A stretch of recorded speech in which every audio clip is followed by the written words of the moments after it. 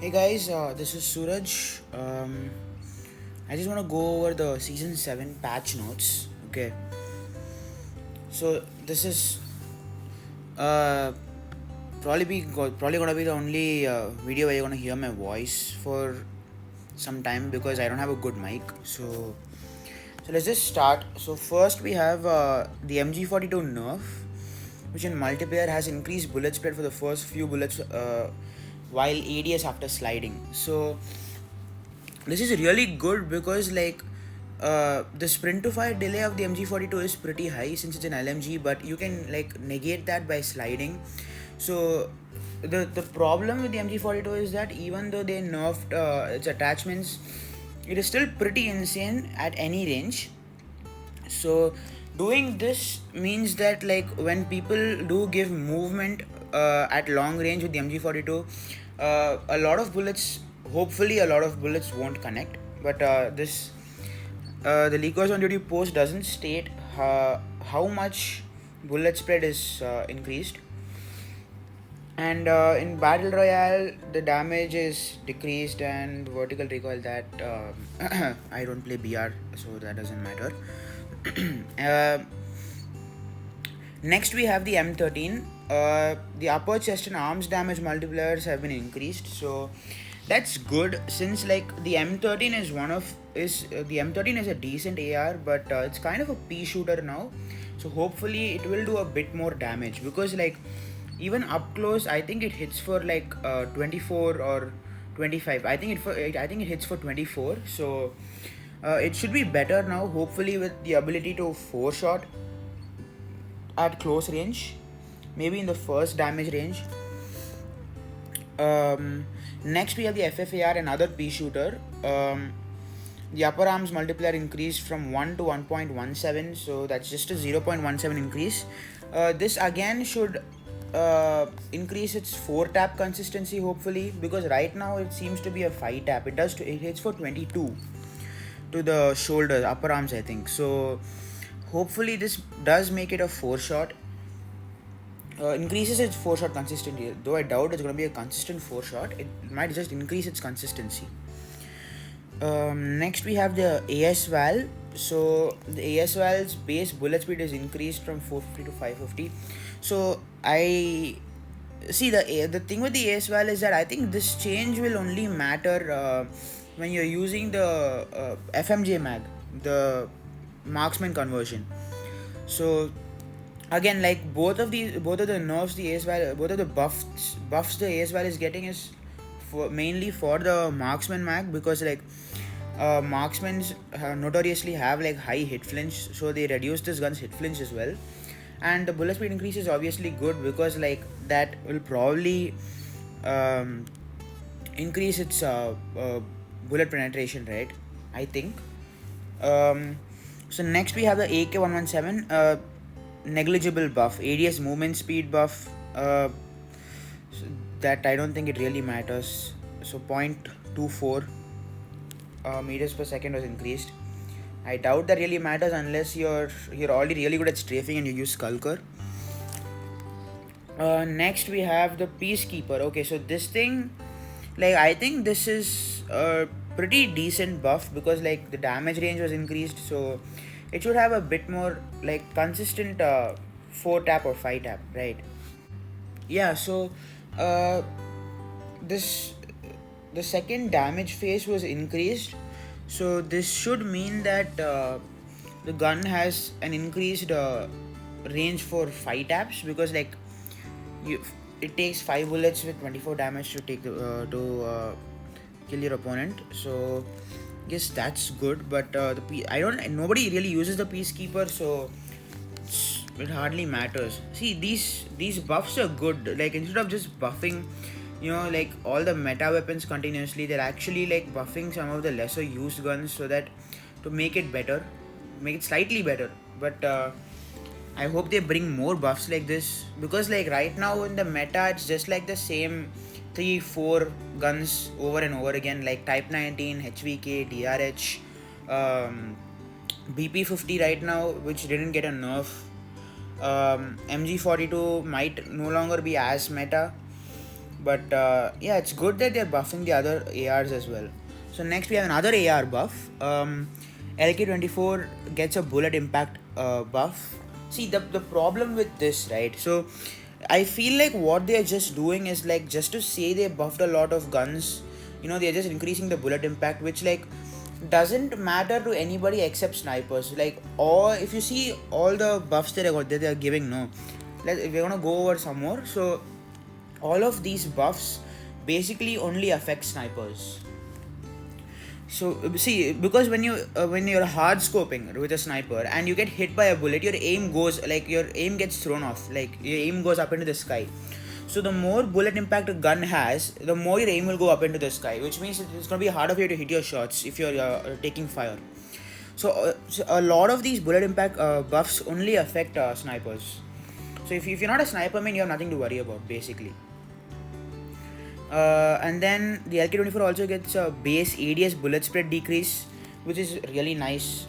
The LK24 is already pretty good as a solid AR with a decent 3-tap consistency. So this should be really good. So here if you go into the weapon comparison, so this does seem to have a guaranteed 3-tap in the first damage phase if you hit only chest shots and above. So I think the base ADS bullet spread decrease will allow it to be more consistent long range, as you don't have to build out for BSA that much. You can just focus on range and ADS time and mobility. Next we have an EM2 buff. I don't think it was really necessary because like the EM2, even though it's a slow firing AR, it already has like a really good 3-tap consistency. And if you have the barrel, hold on. So basically with this body part, with the task force barrel, you already get a body part damage multiplier increase, which basically gives you a guaranteed 2-tap. Right, see, so if you equip the body part damage multiplier barrel, you have a guaranteed 2-tap to the head, because this thing already hits for 36, right? So in the first damage phase, it's already gonna be a 3-tap to any part of the body now. So you don't really have to worry about that. So in the second damage phase as well, I think this makes it a 3-tap. It's no longer a 2-tap in the second damage phase, but it is a 3-tap, so which is pretty good. So next we have the FR556. So this AR is really underrated. People always consider this AR to be one of the worst. I used to think this was the worst AR in the game, worst gun in the game, but after I used it for a while, it's really good. Like, it's very underrated. It has a pretty decent time to kill. It has a pretty decent fire rate. The range is a bit pitiful, but other than that, it's decent. It's a good mid-range AR. So for this FR556, we have an ADS time decrease, which is nice. So you can build out for more range without worrying about affecting your ADS time. So the problem with the FR556 was that its range is bad, but you can't build out for range because you'll end up getting an ADS time above 300 milliseconds, which is basically like a bit unusable unless you're playing passive. So, and the thing is, you can't really hold angles with the FR556, so there was no point even building out for range. So now you can build out for range without worrying about only holding angles. You can play a bit aggressive with this. The bullet impact was increased. Again, as I said, this only affects snipers. You're not gonna notice it if you're using it. Only the player opposing, only the player you're shooting is gonna notice, because your aim is gonna go up into the sky even more. So that's the first page. Let's go to the second page. Okay. So now we have a PP19 buff. So this, I feel like it was necessary because the PP19 was a really good SMG back in 2021, 2022. But then since Codm reduced the time to kill of guns in general, the PP19 was left behind in the dust. So now this thing has a base ADS bullet spread decrease, which is really nice. So now this thing can be used in the mid-range more consistently and sometimes even in the long range. And the large caliber ammo was used to be preferred, but then after I think it got the damage range debuff there was no point using it because it became a pea shooter at range. So now this is really good because like the large caliber ammo actually can be used once again, and this makes the gun really good. I mean, not really good, but like still pretty good, almost meta. So next we have the Mac 10.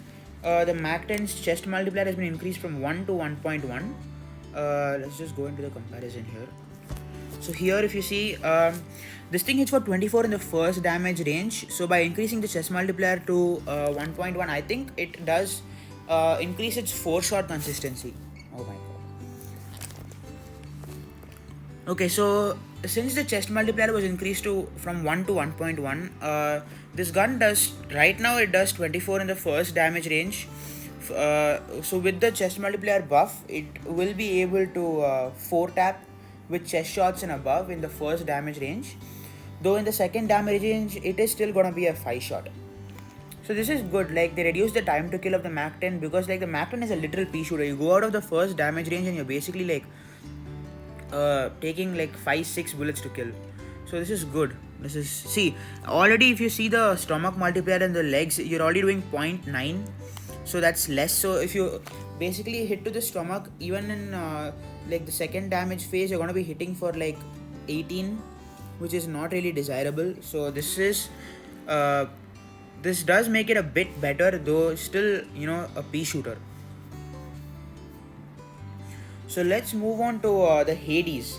So the Hades hit flinch is decreased, which is, I don't know if it's good because like the Hades is already like a spammable gun. It's like a worse version of the chopper because it has the crossbar. And the crossbar also seems to have a buff wherein the ADS bullet spread debuff has been decreased from 15% to 6%. So this is going to be a bit more usable in the mid-range to long range without worrying about like losing your bullets. So this is going to help the time to kill. The Hades is already really annoying because like as you know, LMG's bullet impact is already like high. So another nightmare for snipers. So I think that's done with the guns for now. There are some additional patch notes I will go over after this. So now we move on to the operator skills, score streaks and perks. The death machine got increased body part multipliers and increased upper and lower arm multipliers from 1 to 1.2. So see, the death machine was good, but then like the equalizer, they buffed the equalizers and people started using it a lot. I think now the death machine is going to be used a lot more in ranked because like it's already really annoying. And now like the time to kill is even less. Like the time to kill is like even faster. So it's gonna be even more of a nightmare for players to go against. You can just like hold the hard point with this. So I don't know if that's good, but yes, it did get nerfed. The gravity spikes has a slightly increased recharge speed. So I don't know how much it is increased, but the gravity spikes is already like not good, but like it used to be good, but then they introduced a lot of better operators. So now there's literally no point using it, and you can easily counter it by just jumping. So this is a negligible buff. I don't think this is gonna make people use it. The munitions box, again, like a slightly better version of Vulture, slightly increased recharge speed. I don't think this matters, but okay. Buff is a buff. Misdirection device activation energy needed. The misdirection device has its activation energy needed reduced. I don't know by how much again, but should be good. But see, the misdirection device again was never really a good operator skill because like it muted your sounds as well and made music or some random sound, some weird sound play in your opposing team's ears. So that I don't know. Here now we do have a bit of a problem because like the Shock RC got nerfed. Its activation score got increased from 450 to 490. So this is not gonna affect respawn players as much, but I'm an SND player, so I know how much this is gonna hurt me. So basically, I've gotten the Shock RC a lot of times by getting 4 kills and like destroying either trip mines and trophies. So like or getting a couple of assists and stuff. So basically now what is gonna happen is you're not gonna be able to do that. Like you have to get 4 kills and plant the bomb if you want the shock RC, right? So before it was possible to get it by like destroying like 2 trophies and a trip mine or whatever to get the 20 points, but now like it's not gonna be possible, so this does hurt me a bit. Fast recover perk also got a buff where its recovery rate was increased from 35% to 40%. So now a lot more people are going to be spamming fast recover and quick fix and respawns, which is going to be a bit more annoying, but again this is a good perk to buff. Okay, so let's just move on to the second one. So apparently here the MG42's BR damage does stay 22 19 18 to 22 19 15. Here if you see, it said it was 22 18 15 here, so it's not. So these are additional patch notes, and so these are like, these might be the same or it might change, because this was compiled from the in-game stats as the Leakers on Duty tweet says. So here if you see, the M16's bullet impact was buffed. That's all I have to say, because like bullet impact buffs are literally negligible, man. Just they're doing it to say they buffed a lot more guns. AK-117 AD's movement speed that we already went over. AK-47 bullet impact increase once again like negligible. AS-M10 bullet impact increased from 0.7 to 0.8, again negligible. ICR's damage range is adjusted from 0.20 37 to 0.20 25 37. So I guess it did get both a buff and a nerf, which is why it does get adjusted. The bullet impact got nerfed.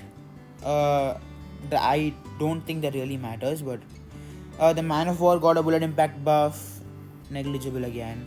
KN-44 got a bullet impact nerf.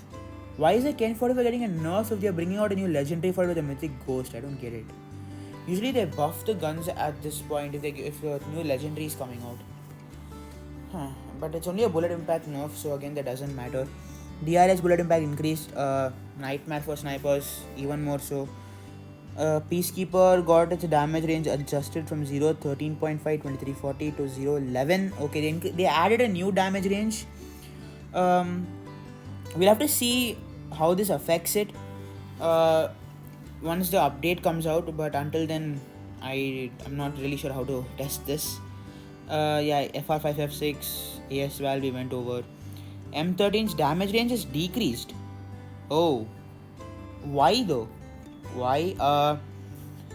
So they increased its upper chest and arms damage multipliers, but then they reduced its damage range. Really? Why? You could have let it be at least a bit better. They basically like gave it both a buff and a nerf, so I don't know how this is gonna affect it yet, but we'll have to see. EM2 damage range increased. Again, negligible bullet impact buff, and then the damage range was increased. I don't think that's really necessary, but the damage range increase was also not much, so I don't think that really matters as well. So this seems to be it. Thanks for watching. Like and subscribe, please. Good night, folks.